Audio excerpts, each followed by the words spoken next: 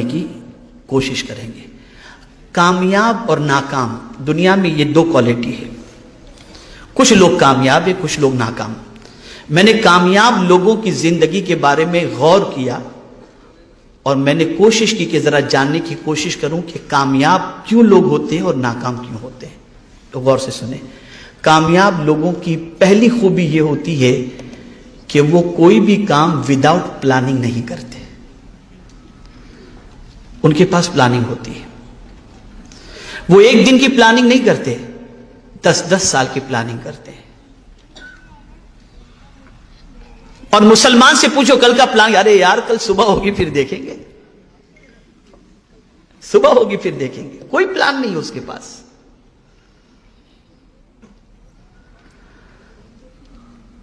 آپ نے کبھی کسی ڈاکٹر کو دیکھا ہوگا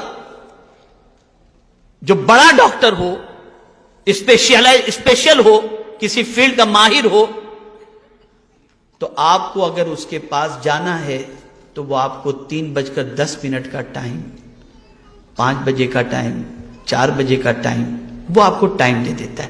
اس کے پاس پلاننگ ہوتی ہے. 1 ہفتے کے بعد آپ کو اپوائنٹمنٹ ملے گا، 2 ہفتے کے بعد آپ کو اپوائنٹمنٹ ملے گا. لیکن آج مسلمانوں کی پوزیشن دیکھیں تو کوئی پلان ہی نہیں ہے اس کے پاس. نتھنگ، کچھ بھی نہیں. نہ صبح کا پلان، نہ شام کا پلان، نہ کل کا پلان، نہ پرسوں کا پلان. کوئی پلان نہیں. اور پھر کہتے ہیں کہ اب دنیا میں ناکام ہیں.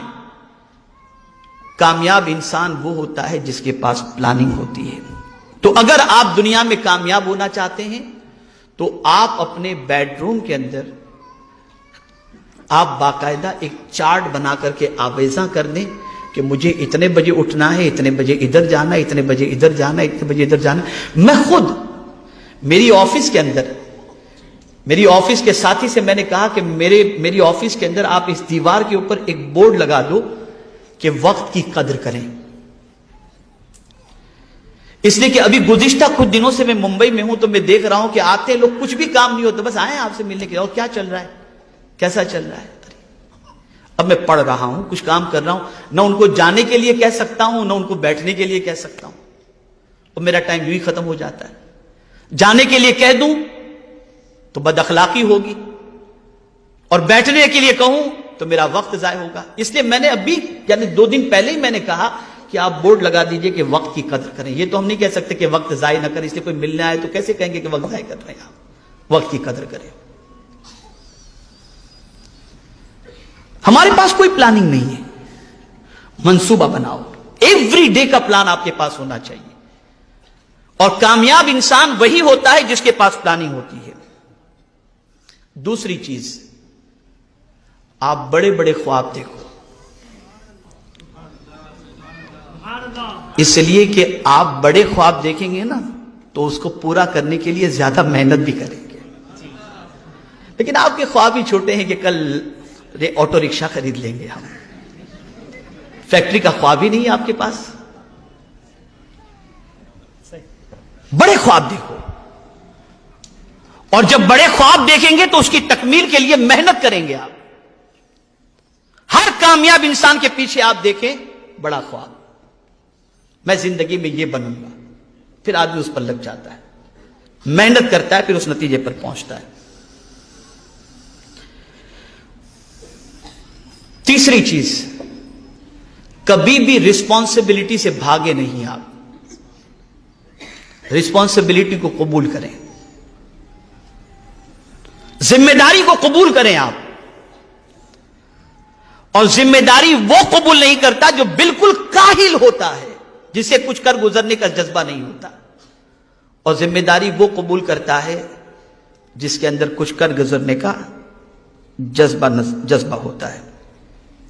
ایک اور چیز، دوسروں سے سیکھتے رہیں.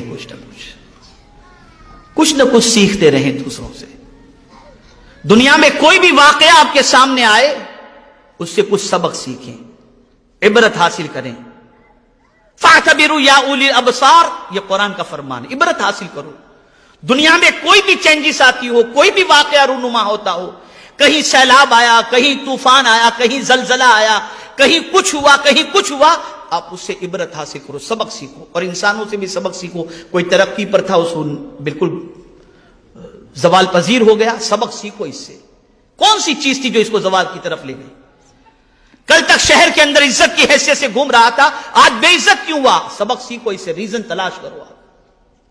اگر آپ کے اندر یہ خوبی ہے تو آپ اچھی طریقے سے کامیابی کی شاہراہ پر گامزن ہو سکیں گے. اور ایک خاص چیز، ناکامی سے کبھی نہ گھبرائیں.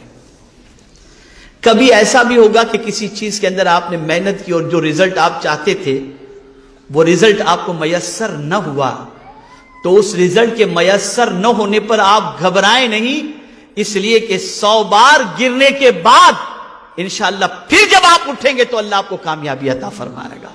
دنیا کا ہر کامیاب انسان پہلے ناکام ہوا ہے پھر کامیاب ہوا ہے، پہلے ناکام ہوا ہے پھر کامیاب ہوا ہے.